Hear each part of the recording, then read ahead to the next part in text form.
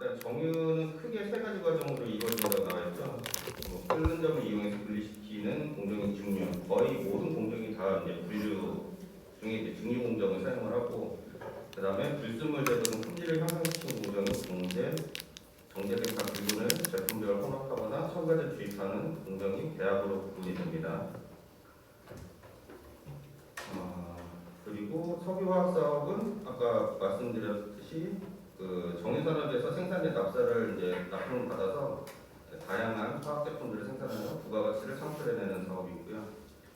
석유화학은 납사 분해 설비, 납타 분해 설비를 중심으로 해가지고 보통 이루어져 있어요. 이제 시장 경제에 맞춰가지고 제품 수요를 갖다가 이제 조절을 또 할 수 있고, 정유사 같은 경우에.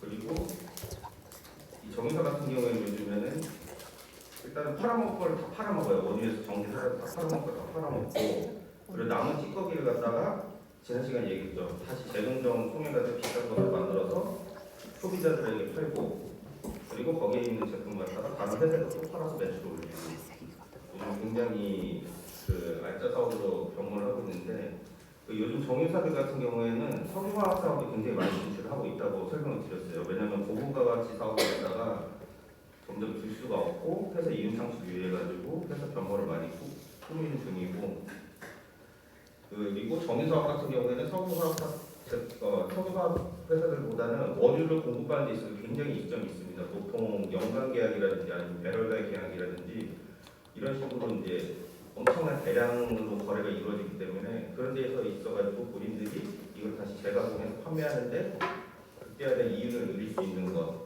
요즘 정유사들이 많이 하고 있는 사업 중에 하나입니다. 그리고 이제 요즘 계속 뉴스에서 화두가 되는 게 폐플라스틱 같은 경우에도 이제 재사용하는 사람이 굉장히 크게 늘어나고 있어요. 폐플라스틱이 석유화학 산업에서 이제 최종 그 상품으로 나오는 것들을 갖다가 수거를 해서 거기서 다시 오일을 짜낸다고 하죠. 기름을 다시 갖다가 짜내고 그거를 갖다가 그 에너지원으로 다시 사용할 수 있게끔 하는 걸 갖다가 2022년도부터 그 이제 법이 개정이 됐고 시행규칙 개정안이 현재 시행 중에 있습니다. 폐플라스틱 같은 경우에도 중요한 에너지원을 도출가 있다라고 설명을 드리겠습니다. 납사 정제 과정은 다음과 같고요. 이제 열분해 공정, 분냉 공정, 압축 공정, 정제 공정이 있고요. 그 열분해 공정 같은 경우에는 온도를 높이고 탄소 개수를 낮추는 공정이에요. 그러니까 나프타에다가 그 희석 스팀을 갖다가 혼합을 해서 약 800에서 850도의 높은 온도로 가열해서 분해하는 공정입니다. 이제 높은 열을 이제 가함으로써 나프타를 이루는 탄소 간의 결합을 이제 끊어버려요. 탄소 개수를 낮춘다고 했죠. 그리고 탄소 개수를 낮춰가지고 상대적으로 적은 탄소고리를 갖고 있는 에틸렌, 프로필렌 등을 생산하고자 하는 목적입니다. 그 열분의 공정 다음에는 금냉 공정이에요. 막 800도까지 올라갔던 그 오븐의 가스를 갖다가 30도로 금냉을 시킵니다. 확 낮추는 거죠. 열 교환 설비 같은 걸 거쳐가지고 최종적으로 이제 30도까지 온도를 금냉한 뒤에 압축 공정으로 이제 전달을 해줍니다. 이 금냉 공정은 이게 탄화수소 같은 경우에는 열을 가해서 끊어냈지만은 이 시간이 계속 진행되면은 다시 재결합하는 성질이 있습니다. 그래서 아예 서로 반응하지 못하도록 하게 막기 위해서 금냉 공정이 필요한 거고요. 그리고 가스내에 뒤섞여 있는 이제 코트라든지 타르 같은 거를 갖다 분리를 해주기도 하고, 추후 이제 압축 공정에서 압축에 들어가는 설비가 오염되는 일을 갖다 막고 흡입 온도를 낮춰서 부하를 줄이는 역할을 해줍니다. 금냉 공정이요. 그리고 세 번째 압축 공정은 경제성을 높이기 위해서 있는 공정입니다. 그 경제성을 높이기 위해서 분해가스를 압축을 해서 부피를 줄이는 과정이에요. 앞에서 설명드렸던 열분해 공정에서 설비를 보호할 목적으로 주입한 이제 산성가스, 촉매라든지 이런 독성물질들의 분무 역시 이 공정에서 제거를 합니다. 그 압축 설비 같은 경우에 내부에는 보통 이제 다단 압축 과정의 명령도 구성이 되어 있고요. 각 단계 사이에는 냉각 설비가 있어서 압축 흡입 온도를 안정적으로 관리를 해줍니다. 그리고 마지막 정제 공정. 그 위 이제 공정들을 통해 가지고 불순물도 제거했고 부피도 줄이고 이제 이런 압축가스들은 각각 영하 한 170도, 135도 정도의 극저온 상태를 갖다가 수소와 메탄으로 분리를 시켜줘요. 이 공정에서. 그리고 각 유분의 특화된 합의를 통해 가지고 에틸렌과 프로필렌 등으로 분리가 되고요. 기초 유분이 최종적으로 생산이 되는 공정을 구성됩니다. 왜 이 공정을 설명드리냐면은 실제 정유회사에서 그 석유화학으로 보내는 제품이 나프타밖에 없어요.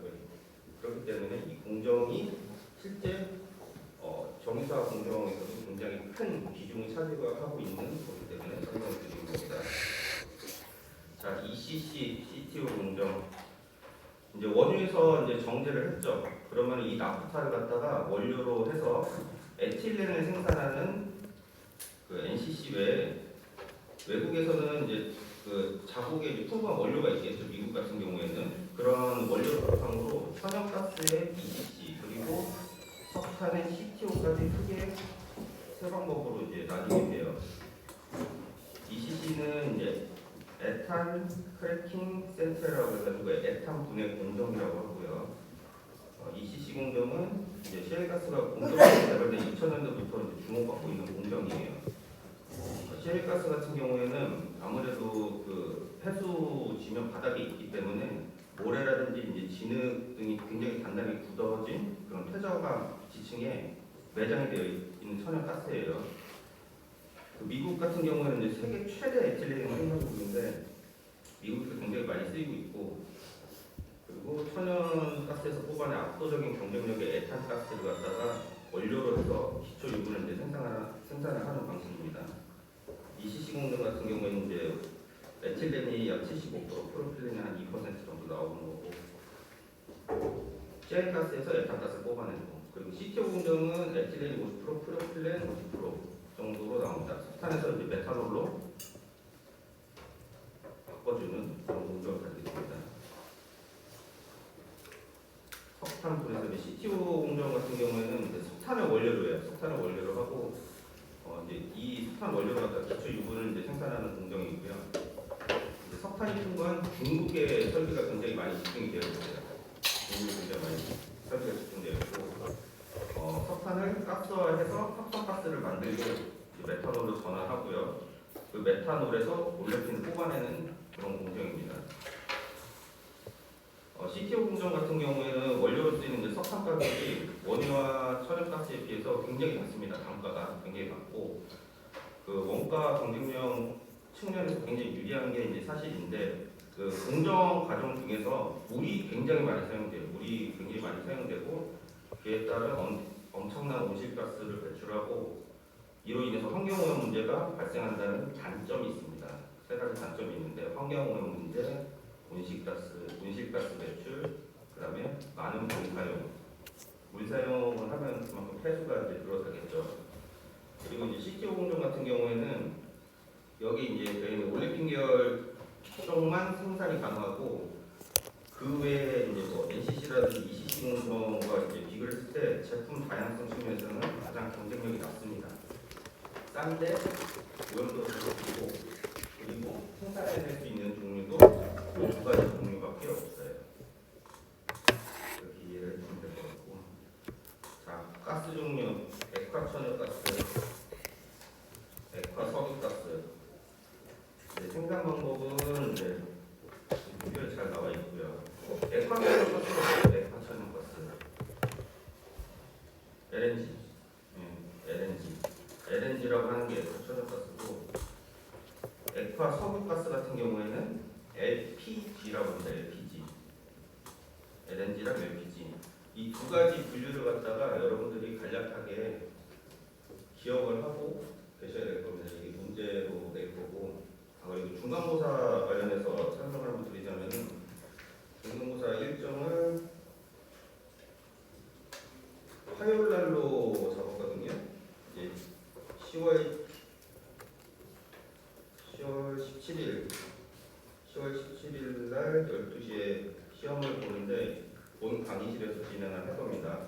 본 강의실에서 진행하고 자리 배치는 잘 아시겠지만 되도록 한 줄로 해서 앉아주시면 될 것 같습니다.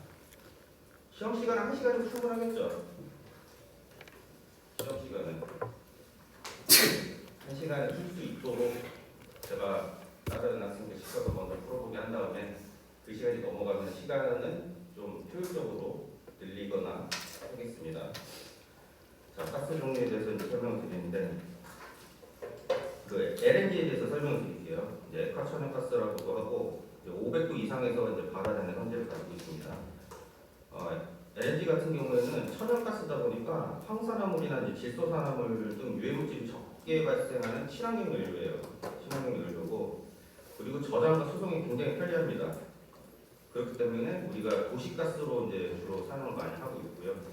이제 3대 화석 연료라고 해요. 3대 화석 연료가 석탄, 석유, 천연가스 이 세 가지를 갖다가 3대 화석 연료라고 칭하죠. 수송이 편하다고 했는데 이게 이제 기체 상태의 이제 천연가스를 갖다가 액화를 시킵니다. 그러면은 그 부피가 600분의 1로 줄어들어요. 600분의 1로. 그래서 수송하거나 저장하는 게 굉장히 편리를 하고요. 근데 이게 이제 액체를 만들 때 설비에서 영하 162도까지 차갑게 만들어야 되다 보니까 이동식으로 사용하기에는 한계가 존재해요. 이동의 한계가 존재하고, 근데 최근에는 이제 버스에다가 이제 CNG 가스라고 해가지고 많이 쓰죠. 압축 천연 가스라고 하는데 CNG 가스가 이제 버스 등에서 사용하고 있는데 여기서 사용하는 거는 그 액체 그러니까 액체를 만들었던 걸 다시 상온에서 이제 기화를 시켜가지고 약 200기압 이상의 고압에서 다시 압축을 합니다. 이거는. 그리고 이제 LPG, 액화석유가스 이게 문제가 아무런 냄새도 없고요. 공기보다는 굉장히 무겁다는 특징이 있습니다. 무겁다는 특징이 있고. 근데 여러분들이 가스 샌다고 해가지고 냄새 나죠. 마늘 냄새 같은 거가 나거나 그리고 이제 80년대 같은 경우에는 부탄가스통을 갖다가 부는 청소년들이 굉장히 많았었어요. 부탄가스 본드 같은 경우에. 본드 같은 경우에는 석유화 제품이라서 냄새가 원래 고약해요. 굉장히 이제 고약하게 나는데 최초에 나온 부탄가스에 냄새가 없었습니다. 근데 그렇게 했기 때문에 환각 진상을 이용을 하기 위해서 부탄가스를 많이 부는 경우가 생겼는데 폭발의 위험성도 있고 그래서 정부에서 이거는 굉장히 심각하구나. 그래서 냄새가 없기 때문에 무서운 거죠. 그래서 거기서 인위적으로 사람들이 제일 싫어할 만한 냄새를 갖다가 집어넣게 됩니다. 냄새를 집었는데 보통 이제 마늘향 같은 그런 종류를 갖다가 많이 사용을 하고요. 그렇기 때문에 냄새가 나면은 여러분들이 취해야 될 행동이 선풍기를 틀면 될까요? 안 될까요? 선풍기를 틀거나 냄새가 났어요. 이거 가스 새는 거야 분명히. 호스가 터지는 데서 샜어요. 냄새가 날 텐데 선풍기를 틀거나 환풍기를 틀까요? 아니면 그냥 문을 열어둘까요? 네. 문을 열어두는 게 최선의 방법이고요. 되도록이면 전기 콘센트에다가 무언가를 꼽는 행동을 안 하는 게 좋습니다. 왜냐하면 전기 코드 같은 경우에 우리가 보이지는 않지만은 그 코드와 콘센트에서 이렇게 순간 접촉하는 순간에 미세한 스파크 같은 게 튀어요. 그로 인해 가지고 발화가 될 수가 있기 때문에 그리고 제가 이제 설명드릴 때 공기보다 이제 무겁다고 되어 있잖아요. 그렇기 때문에 바닥에 깔려 있습니다. 바닥에. 그래서 문을 열고 되도록이면은 방석 같은 걸로 이불 같은 걸로 이렇게 휘휘 저어가지고 내보내는 게 제일 좋습니다. 제일 좋은 거는 바로 현장에서 피하는 게 제일 좋은 거겠죠. 그리고 119에다 신고를 하고요. 이제 여기 이제 추가적으로 PNG라는 게 있어요. 파이프라인 내추럴 가스라고 해가지고 PNG라는 것도 있는데 이건 이제 참고로만 알아두세요. 이제 배관 천연가스라고 하고요. 그 이제 천연가스가 맨 처음에 나오는 그 지점에다가 설비를 설치를 해요. 설비를 설치를 하고 그 천연가스를 갖다가 기체 상태 그대로 운반하는 방법입니다. 운반에 드는 비용이 거의 없다고 보죠. 왜? 초기에 설치 비용이 굉장히 비싸니까. 그러니까 천연가스 있는 그런 그 에어리어에다가 공정 설비를 굉장히 비싼 돈을 들어가지고 지어놓고 그걸 갖다가 도심지라든지 이런 데다가 파이프라인으로 갖다가 운송을 해주는 게 PNG라고 합니다. 우리나라 같은 경우 잘 사용하지 않고요. 이제 영구 동독층 가지고 있는 이제 우크라이나 그쪽, 이제 러시아 이쪽 같은 경우에는 간혹가다 사용을 하고 있는데 이것도 아무래도 이제 설비다 보니까 유지 관리 측면이라든지 아니면은 설치 비용 측면에서 굉장히 안 좋기 때문에 아예 설명을 요즘에는 안 하고 있는 추세예요. 자, 정리를 해드릴게요. 차이점이 네 가지죠. 누출 시, 그러니까 가스 누출 시에 LNG는 위로 올라가고요. LPG는 아래로 깔립니다. 두 번째, LNG는 지하 자원이고요. LPG는 국내 정유 공장에서 생산합니다. 세 번째, LNG보다 LPG의 발열량이 더 큽니다. 네 번째, LNG보다 LPG가 액화하기가 쉽습니다. 이 표에 있는 걸 갖다가 4개로 간단히 정리를 하시면 될 것 같습니다. 자, 가스 종류 LNG 주성분은 메탄이고 비중은 0.6이고 액화 온도는 영하 162도씨, 액화시 부피축소는 600분의 1, 농도는 도시가스용.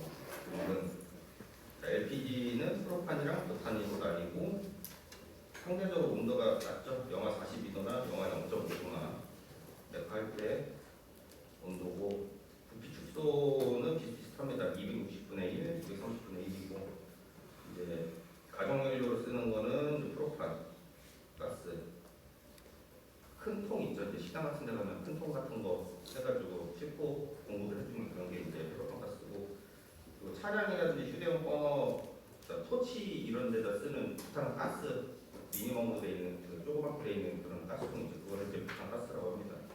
LPG 안에 있는 부탄 가스라고 보시면 될 것 같아요. 자, 천연가스. 가스전에서 직접 채취를 하거나 액화 천연가스를 기화시킨 기체 상태의 연료용 가스를 갖다가 천연가스라고 얘기합니다. 이거를 액화시키는 게 액화 천연가스고 LNG라고 전차에서 제가 설명드린 거고요. 영하 162도로 냉각시키고 부피를 600분의 1로 압축시키고 무색투명한 액체고. 자, 특징은 불순물이 거의 없고 연소 조정이 굉장히 편리하고요. 연소 장치가 간단해요. 연소 장치라는 게 스파크 튀겨주는 그런 이제 전극 장치 그런 거 하나만 있으면 바로 불을 붙일 수가 있고요. 기체 같은 경우에는 굉장히 저장이 어렵고요. 그리고 높은 투자 비용, 해상 수송량의 제한이 있습니다. 그림을 보시면은 천연가스를 탐사하고 개발하고 그다음에 LNG 도입하고 저장하고 천연가스 공급해주는 그런 그림이 간략하게 설명되어 있습니다.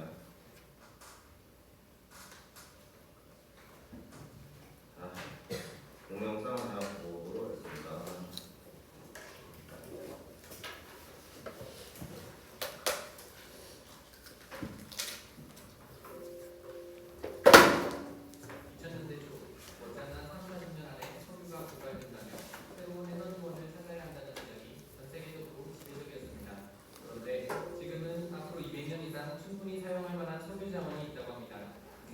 왜 갑자기 상황이 180도 바뀐 걸까? 그 이유는 바로 이 녀석에게 있습니다. 셰일가스.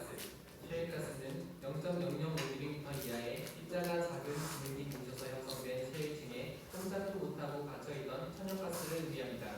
아주 오래전부터 존재했지만 추출하지 못해서 아무 의미가 없었던 셰일가스가 추출 기술이 발전해감에 따라 이제는 국제정세까지 변화시키고 있는 것입니다. 이번 영상에서는 천연가스의 역사와 함께 셰일가스에 대한 이야기를 해보려 합니다.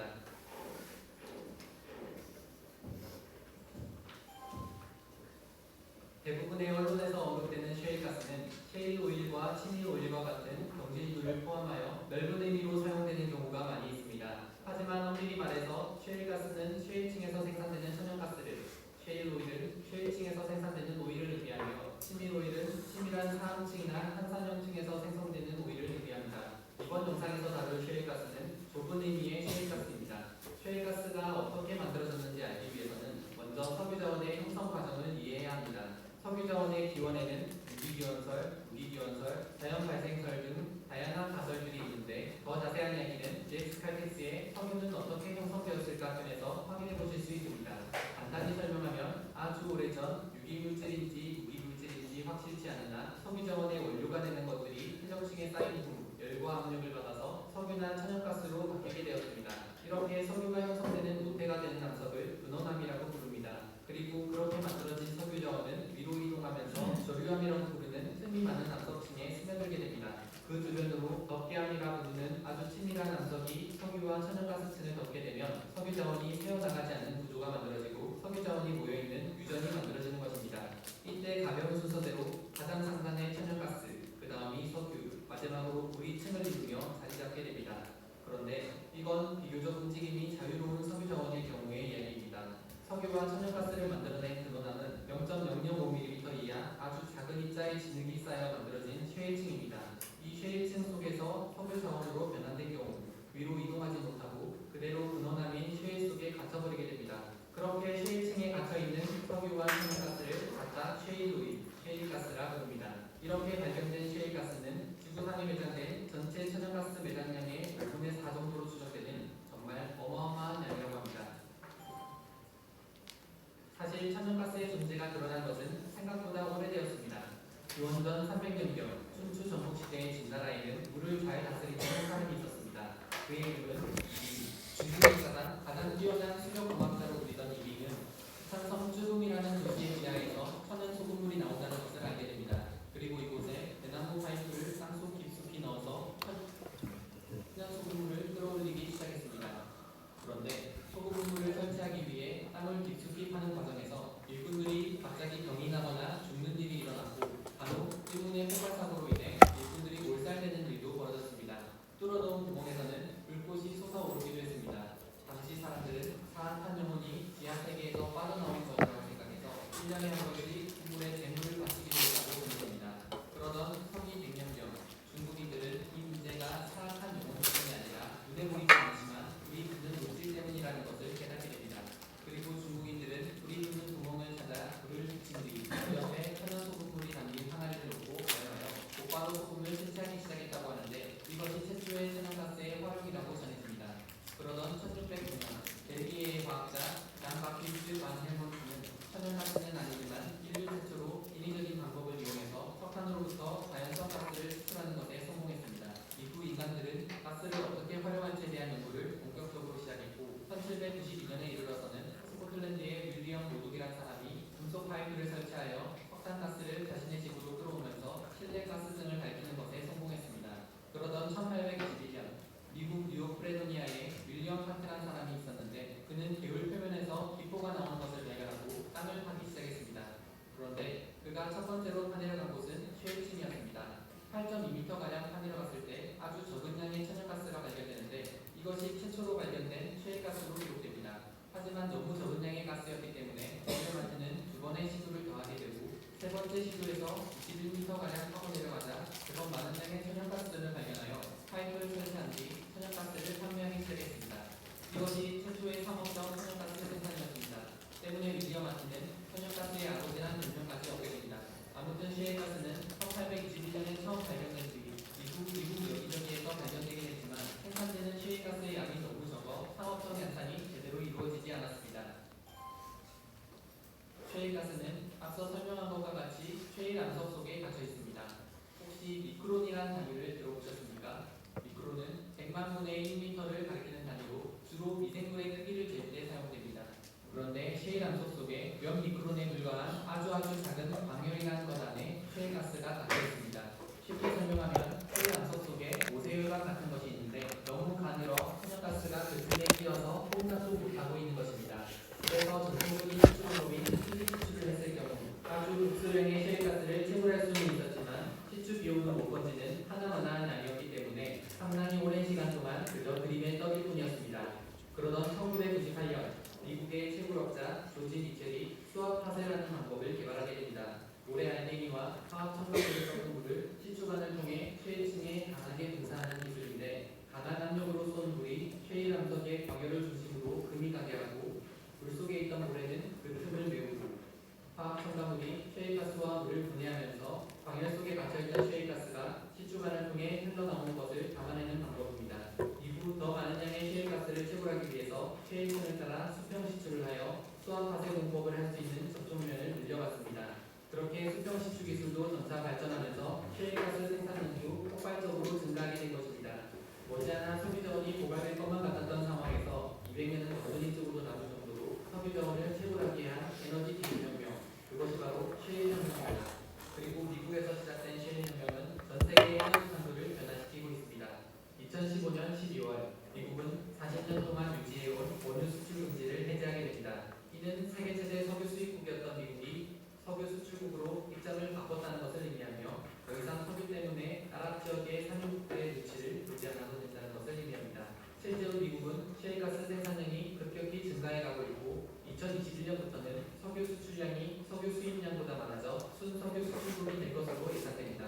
머지않아 미국은 자체적으로 원유 생산량을 조절하여 세계 에너지 시장의 안정을 취할 능력을 갖춘 산유국, 즉 스윙 프로듀서의 역할까지 할 수 있을 것이라는 전망도 나오고 있습니다. 셰일가스 기술이 이렇게나 발달하고 있는데 왜 미국만 혜택을 보고 있는 것일까?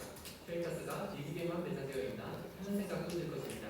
하지만 셰일가스는 전 세계 여러 곳에 아주 많은 양이 매장되어 있습니다. 심지어 중국은 미국 매장량의 1.5배 정도 되는 세계 최대 셰일가스 매장국입니다.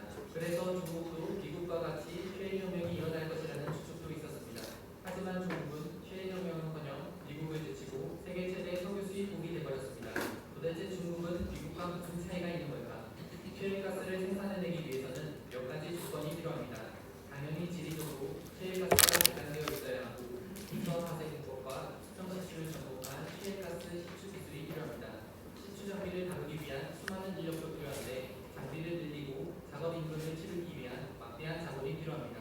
여기까지만 보면 중국은 정치 체제상 마음만 먹으면 어마어마한 노동력과 막대한 자본을 셰일가스 개발에 집중하고 중국이 가진 세계 최고의 기술 합의 능력으로 셰일가스 시추 기술도 습득하여 금방이라도 셰일가스를 펑펑 뽑아낼 것이라는 생각도 듭니다.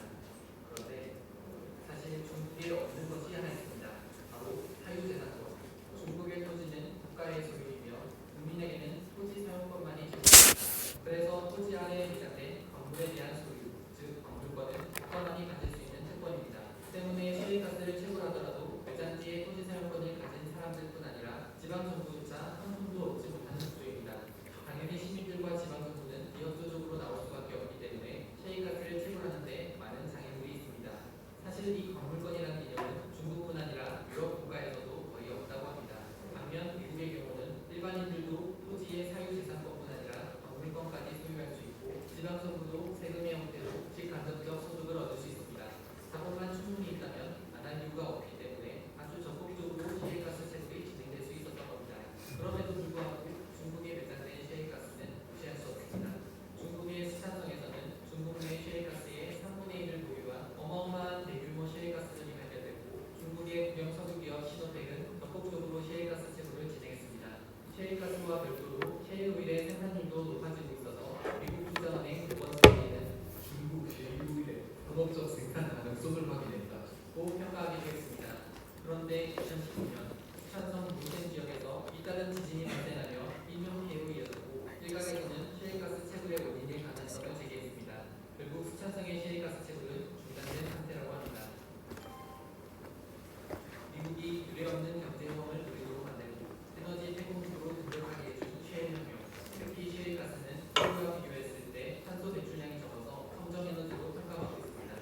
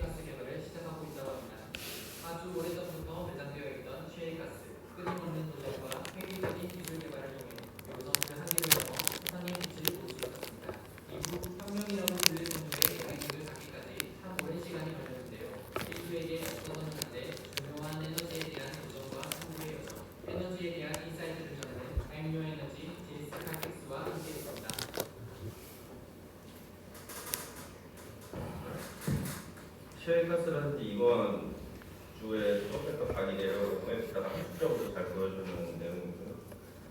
보통 정의사들이 이런 영상을 만드는 이유가 뭘까요? 이유가 제가 보여드리는 뭐 유튜브라든지 이런 채널에서 많이 보이는 이런 그러니까 정보를 갖다가 알려주는 면도 있지만 자기네들 무슨 일을 하는지에 대한 홍보를 하는데 결국에는 본인들이 하는 일 자체가 환경을 갖다가 계속 뭐랄까요? 환경 오염물질들을 어쨌거나 배출을 하는 일들이기 때문에 그거를 갖다가 정부나 이런 데서 암묵적으로 계속 좋은 자료를 갖다 만든다고 하는 의미도 내포가 돼 있고 그렇기 때문에 여러분들 이런 영상을 볼 때 검증되지 않은 영상이라든지 그다음에 허위 사실에 대한 것들 그러니까 정확하게 정보 전달을 할 수 없는 그런 영상들 같은 경우가 굉장히 많이 떠돌아다니는데 그런 것들을 한번 유튜브나 다른 매체 통해서 볼 때 주의 깊게 보시고 이제 잘못된 정보 같은 경우를 잘못 받아들이면 그게 다른 지식으로 다른 분들한테 또